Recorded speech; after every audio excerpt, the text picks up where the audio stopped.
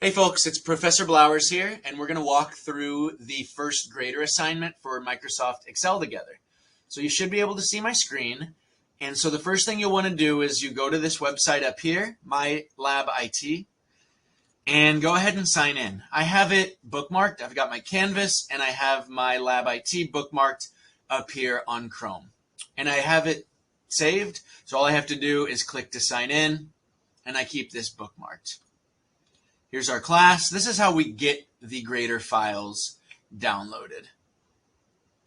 Still working good. You click on course materials. And you got to wait as each page loads. You scroll down, it's 1G, regional sales. Oh, there you go. You got to click on chapter 1. And we'll do this every week. This is due Saturday of every week. Simulations are just for practice. I prefer you do the projects by the book on page 1A is on page 104 and 1B is on page 135. Download the files using the student data files as I showed you in the previous videos and upload them to Canvas. Quiz is done here and the 1G assignment is here. Go ahead and click it. 1G regional sales. There will be 4 steps. The first step is to download it. You work on it. The important thing is you upload it back to here to get a score and submit it for grading. So when you download the files, these are the 4 files right here. Okay, make sure you have that downloaded. Click it, and you'll need to click where it says Compressed Folder Tools under Extract, and make sure you click on Extract All. Choose where you'd like to save it. And let's see, that should be working. I'll make sure that you can see my folder. And I do believe that you can. Okay, you're going to open up 2 files. One is the Word document. I actually have it printed right here, the instructions. You can also open the Word document as well and follow along side by side. I just try to maximize the screen real estate so that we're able to see better. Document recovery. Perfect. Okay, so there we are here. They're verifying it, and I'm going to open up the Word document that has the instructions. You also have the final result, which is what we're building towards, and I'll show you what it'll look like. Northeast, Southeast, Midwest, and West. We've got the 4 quarters across the bottom and the amount. Most important thing is that we've got our numbers correct, and we'll get there in just a moment. So let's go to our regional sales. Enable editing. You definitely want to enable editing, and then there we are. So let's just double, triple check everything's working fine. Yeah, you should be able to see my Excel spreadsheet. So here we are. So the first order of business, first step is open the file, 0 points. You've got them. I'm going to zoom in so we can see a little bit better. So first item, first order of business, click on the page layout tab. And in the themes group on the left, change your theme to retrospect. That is this one right here. Not a whole lot's going to change. You can also, it should be available. Then it says set the width of column A to 80 pixels. So this using this cursor in column A, click, drag to the left until it says 80 pixels. Let go. And then the other item on this is to make sure that columns B through H are set to 110. So go ahead, click on B, hold Shift, click H to select all of them. And then in between any of these column header areas, you can click, so between E and F, it has to be this cursor though, between F and G, again, it has to be this cursor. Drag it out to 110 pixels, I believe is what it wants. Click and let go. It also asks us to, if they're too narrow to display the data, apply AutoFit. So that's the same cursor. And I noticed that column G right here, there's some items in there that they're not fitting. So all you have to do is in between the column headers, just double click. Click 2 times and it will apply a perfect fit there. Set column A, and then, oh, and there's a note for Mac users. So if it does say anything for Mac users, set column A to 68, BH to 95. Just make note of that. I'm using a PC just as a heads up. All right, and moving on. Let me see here. Step number 3, merge and center the title across the range A1 to H1, Alpha 1 through Hockey 1, and merge and center. So go on the Home tab in the Alignment group. This is the merge and center button. You want to apply the title cell style. So Home tab, Styles group, click on Cell Styles. Title is right here. You can always pause this video, rewind it, come back to it if I'm going too fast. So let me know how this video goes, and I can think about making them for future classes. Then it wants us to merge and center the subtitle. That would be Regional Sales to Fitness Clubs from Alpha 2 through Hockey 2. Merge and center would be in the Alignment group. In the style, so Home tab, Styles group, Cell Styles button, the correct one is the heading 1 style, right here. Perfect. Step number 4, it says select the 7 column titles, apply center formatting, and apply heading for cell style. This is step number 4 for 6 points. We've earned 16 points so far out of the 100. And again, anything above 90% earns 30 out of 30 on this one. So 1, 2, 3, 4, 5, 6, 7, select Bravo 3 through Hockey 3.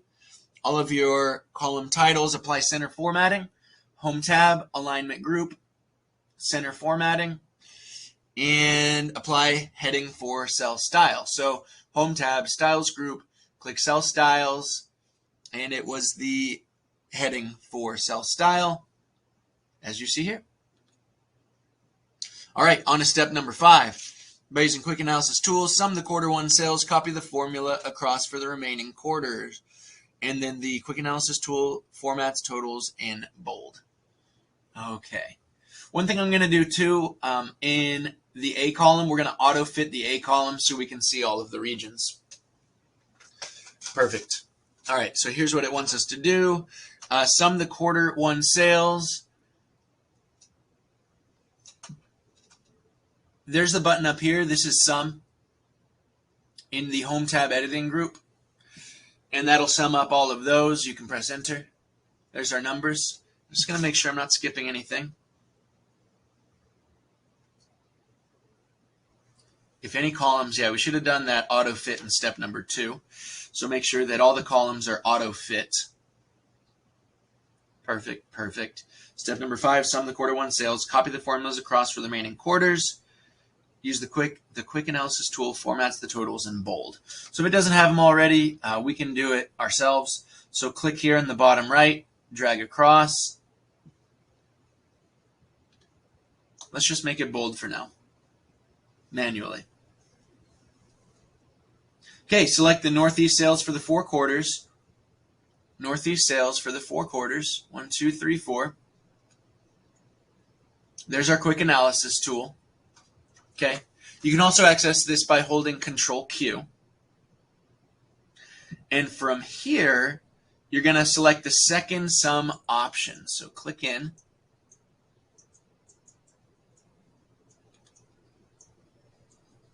Okay. It says, select the Northeast sales for the 4 quarters, display the quick analysis gallery for totals. Click the second sum option, the sixth item in the gallery. Oh, 1, 2, 3, 4, 5, 6. The book's kind of showing you the long way to do it. I would have just typed equals sum, but this is chapter 1. There's a lot of different ways to access our features in the book. Now, hashtags. How do we get rid of those? Well, that means that whatever's in that cell doesn't fit, and there's something in there, but you just need to give it room.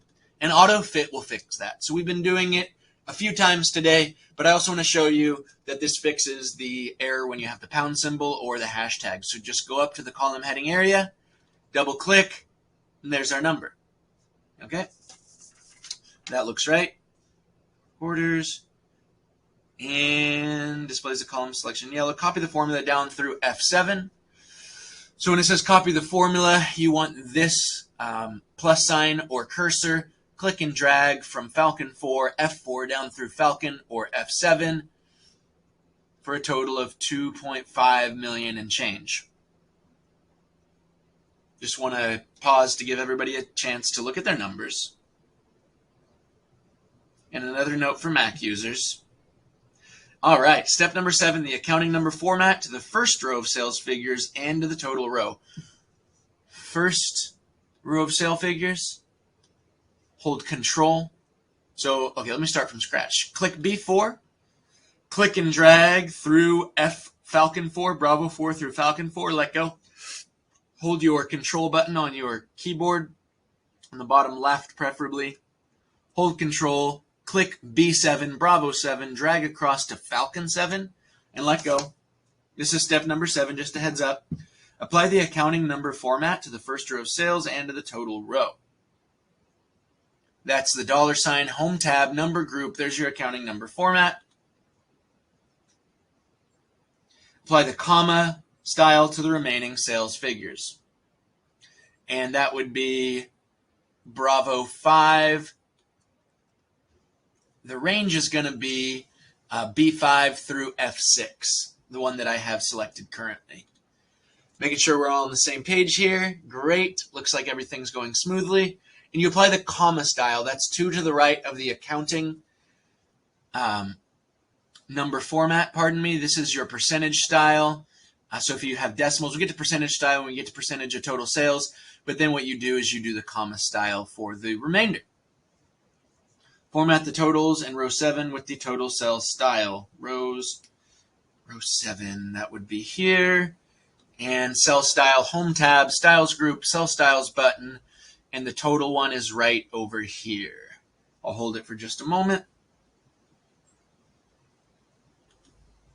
It says increase column widths as needed. If you see any hashtags or pound symbols, go ahead and delete them.